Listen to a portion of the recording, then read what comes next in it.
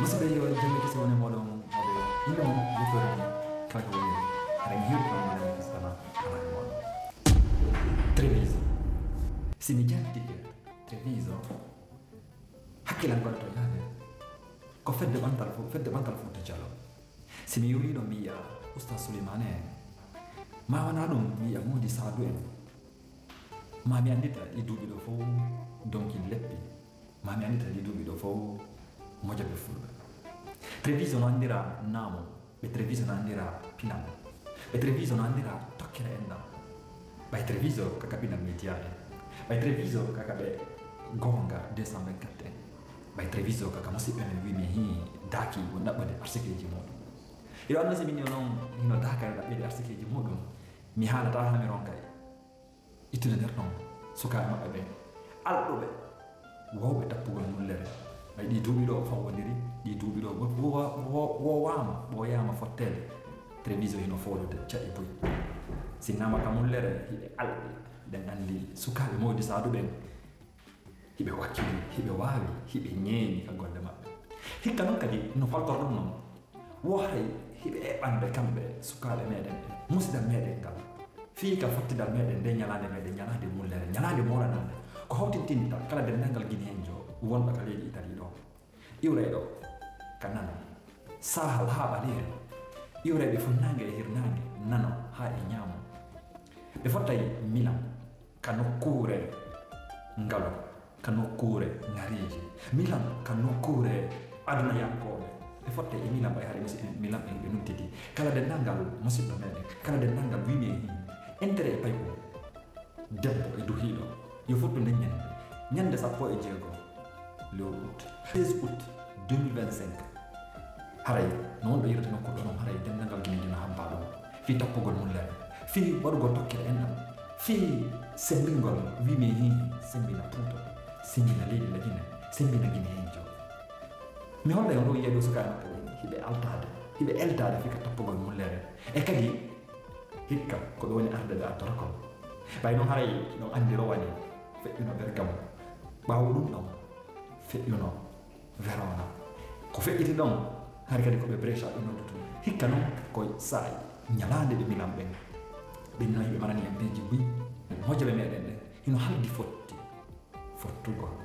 sembina ñalande ɓe Treviso ɓe noon ɓay ɗon andi ko feƴƴuno ko kamɓe ƴetti muñam ko kamɓe ƴetti wargue ɗen hikka noon kadi ɓe ari ɓe joƴƴintina wargue maɓɓe ɗen woni trophée maɓɓe on yeeso fof pirane e film salminama fayin on jaɓɓama ka pinal média hiɗen Treviso no guelɗoɗon noon en yi sukaɓe ɓen hiɓe eltade hiɓe heblade fii ko saati ko haray noon no guelɗoɗon noon ko hikka ɗo wonayi e nayaɓere nden ko wawete fottude ko yowodiri e lattugol mullere nden iɗon gueeli noon rowani ko Treviso wonno ko hettuno buña o hikka ɗo noon kadi ɓe hebli ɓe faala artude kadi buña on assalamu aleykum wa rahmatullahi wa barakatuhu haray mi salmini on fof wonirɓe Italie ga e wonirɓe e aduna Allah on e kala wiyay ɗo naamu meɗen on haali pulal on haray komin Ismaila Diallo Treviso haray mi salmini on fof inchallah gasi nam tan ono kadi mi salmini assalamu aleykum wa rahmatullahi wa barakatuh haray ko musidɗo mon o Mouhammad Baylo Ba wontirɗo Treviso ko tawi on fewdiɗo joueur jo AS Treviso joni gasi haray ko min ɓeydi on tolnude ka pinal média haray no guelɗoɗo noon hannde toɓɓere meɗen nden koko yowodiri e fi heblagol ngol yaadu meɗen ndun Milan haray min yi ɗon eltade fota sonde ɓe ɗon eltade sabna noon ko ma goɗɗo elto ma ɗum heblo fifiji ɗin haray kon ɗum woni waɗi kon nafa tawtugol e ndu fottadu ɗo ok haray on jarama fota e landal moɗon ngal ko landal wongal importance haray o nafa ɗo minen haray meɗen tawa e attiɓe e tawegol e o organisation ɗo o faami oɗo organisation ɗo haray no wela min chaque année min wawa tawede par ce que o organisation ɗo haray koko moɓidirta fulɓe Fouta ma ɗum kala inneteɗo Guinéen e nder Italie on ɗo on faami par ce que ɗuma on hari no fanɗi hari koye équipe ɗiɗi équipe tati joni noon Allah waɗi ha yeehi tawi joni no wonde no yaajude no wonde 12 équipe hikka ɗo haray ko ɗum ɗon faala ɗen par ce que o tournoi ɗo haray meɗen weltori meɗen kañum kadi faala townude tawede e townaɓe ɓe o tournoi ɗo par ce que ko moɓɓitidiray Guinéen wonɓe e Italie ɗo on fof inchallah gasi o woodi ko ɓeytoton ɗum nafa watta kon jama o wawa tawtude ɗum ɗo haray no woodi ko ɓeyta ɗon seeɗa haray min toon équipe ji ɗin fof Italie ɗo argol tawde ɗum ɗo par ce que ɗum ɗo mottodira yen ɓeyda jokkere nane hakkude meɗen aray fof no noddita nde ñande le 16 août a Milan inchallah jaɓi aray fof no noddita awa gasi no jalorɗon ɗon ko ñande 16 août woni ko Milan e waɗa e adresse ji ɗin ɗo e puyji ɗin kadi honno woni e yarde e gaɗo kadi e yidugol kadi e musidɓe meɗen goo e ƴaye goo nam haray so feƴƴi ɗon haray ko honɗum wawɗon yewtude e tawtuɓe ɓen nduɗo mouradu woni ko ƴaye ɗen équipe ji ɗin ha hewta kadi organisé o ɓen tigui ko honɗum wawɗon ɓe yewtude tigui ay haray équipe tewtayɓe ɓen haray hiɓe tora yoɓe ar massivement tawaɓe eɓe tawaka haray Italie fof no invita e aduna lan fof yo ar tawe fijen jalen par ce que nde ñande ko fijugol e jalugol e andidirgol e ɓuugol wowtodirgol haray ko ɗum ɗon o tournoi ɗo woni but makko on par ce que o tournoi ɗo ala hay fus ko gagnete sina weldiyagal e ɓurtugol yiɗɗidirgol e ɓurtugol mottodirgol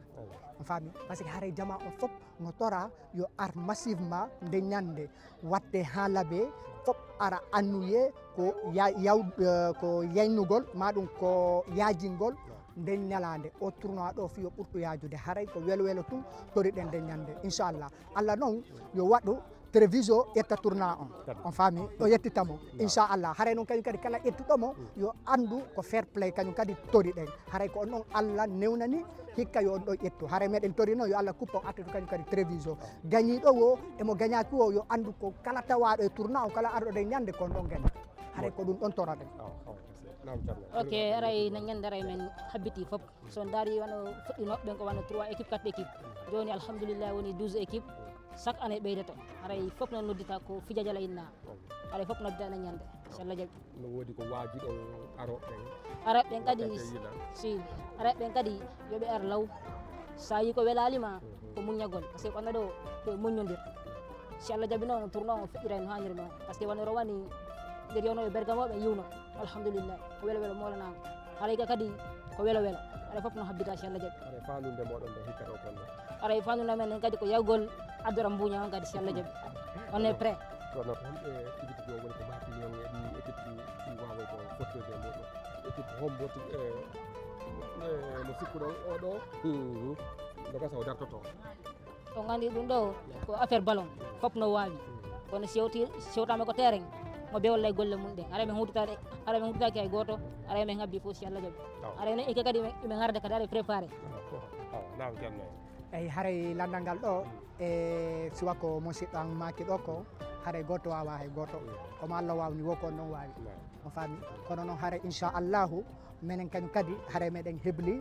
woday menen kañum kadi komin addori hikka inchallahu haray kañum kadi woday menen kañum kadi komin addori inchallahu Allah e taw noon hara koko fof hatto jini ko hara menen kañum kadi ko ɗum ɗon min addorta kañum kadi hikka haray jama on fof e on weltanama on faami yon anditi noon haray Treviso ko Treviso machallah no andirɗon noon Italie ɗo hiɗen mari ñalande meɗen nde ñalande mullere awa haray ko 4e édition o anda hoorema o mojobel meɗen nden union de Guinée wonɓe nder Italie ɗo ɓe iɓe nodditi o wata mo tulto sakko leeɗa wata mo tulto sakko wona goɗɗo fillantomo min haray lan ton taw an siɗa ton Treviso kamɓe hiɓe ton ɓay wo ɓe turta ko sati kon hono nati wata mo tulto en Milan le 16 août menen